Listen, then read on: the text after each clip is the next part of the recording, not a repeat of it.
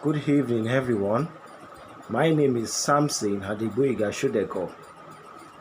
We are back again on air. I'm the founder and the Chief Executive Officer of Suncrown Global Consult. Today we'll be talking about our services, which are tutoring, training, and consulting.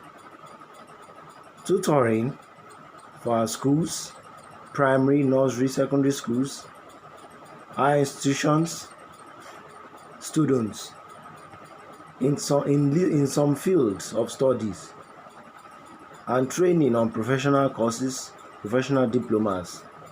Also, we render professional advice as consulting for the workplaces and academia, universities, colleges, polytechnics, and what have you. But today we'll be talking on a topic in political science called democracy and human rights. Democracy as a concept is the government of the majority, the government of the majority consent. When we talk of the majority, we talk of all-inclusive governance, irrespective of the culture, language, all that makes a sovereign nation, a national identity, a nation. Like Nigeria happens to be a nation state.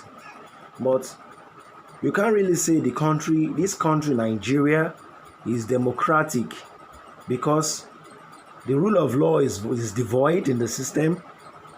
Adherence to the constitution, that is the act of constitutionalism has failed in the system. So there is a need for structural amendment. Now, democracy means the government of the majority consent electing its own person into public membership and public responsibilities. That is, we talk of democracy. There are other factors you put in place, like the election, like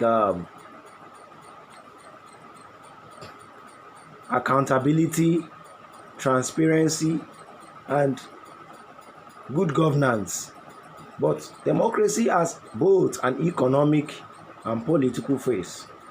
That is majorly the political phase, going on election, voting for the members of your choice, to organize the society, to coordinate the society, to enact laws, principles of human security in our society.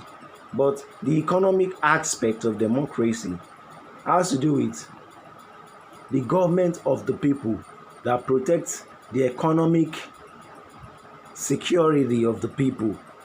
Like a capitalist economy, for example, like Nigeria, for example, there is no act, or reference to economic democracy.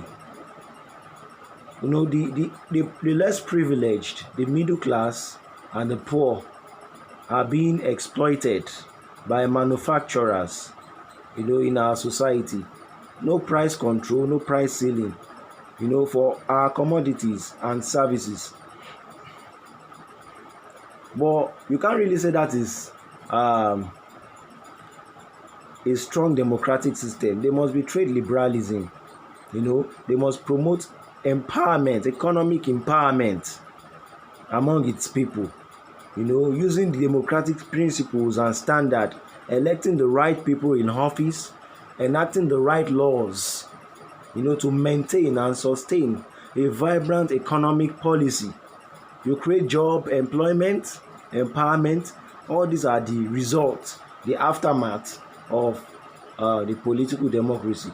When there is freedom of circulation of goods and commodity, there is a protection in the market, there is consumer protection, there is trade protectionism as a policy, and there's export protection and export promotion. These are the factors of a strong economy, which we see in the advanced system. To address our our structural challenges in Nigeria, I think these things are very key to a vibrant economy and a peaceful society. Now, democracy does not marginalize. Democracy is not referential to one race or one tribe or ethnicity.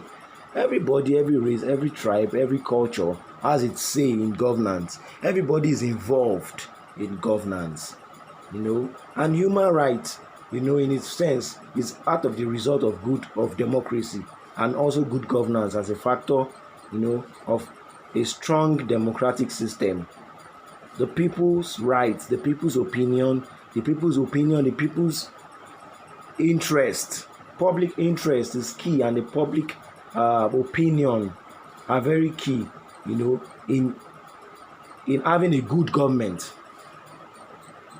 A government devoid of respect to the fundamental human rights, like right to free religion, right to education, right to movement, right to work, right to vote and be voted for, that is franchise. It becomes dictatorial. It becomes an autocratic system of government whereby they rule by decree without taking cognizance to people's natural birthright and political rights, their civil duties and responsibilities.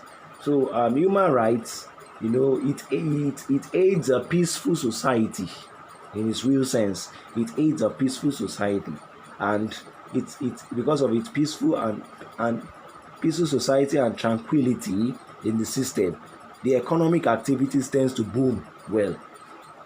I think with this fact, with my little point tonight, democracy and human rights cannot be overemphasized and cannot, be avoided in a good government, in a strong democratic system, and a true federalist state or nation.